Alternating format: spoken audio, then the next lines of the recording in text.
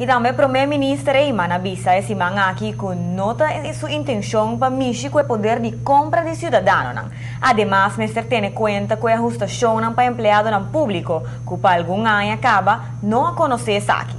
O pensamento nobre aqui está traduzido em mais placa, uma pessoa que definitivamente está parte esquerpe para o que está em forma para atender com a ajustação está o ministro novo de finanças.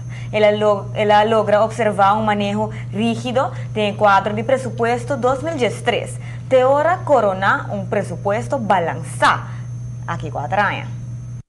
Nós põe quadro de gasto de 2013, mas está gasto em 2014, 2015, 2016, 2017, para nos segurar que nós também chega ao balance budget que nós queremos.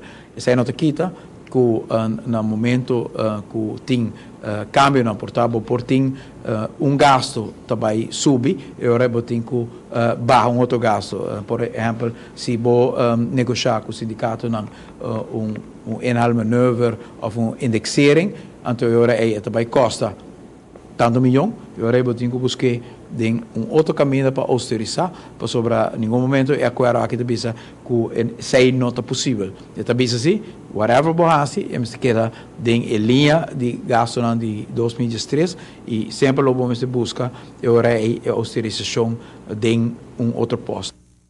Tanto que o diálogo social o atende hobby tópico algum de hasta reto nacional e há uma ideia como por economizar riba gasto público, segundo o primeiro-ministro. Caminho que nós mira, que cria espaço com o tempo cada vez, se minimalizar e não brachona como está assim no momento que uma pessoa sai fora de serviço.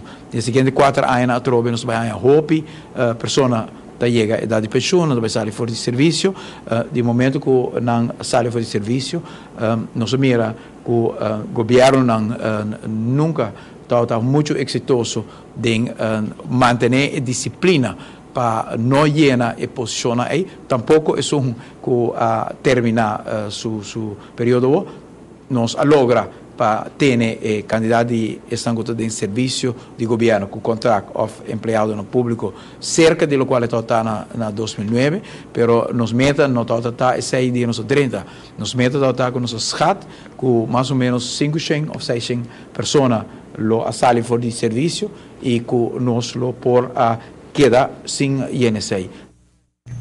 Nos últimos 4 anos, vira evidente que toda falta gente no departamento importante, maneira polícia e aduana e mestera turma personal.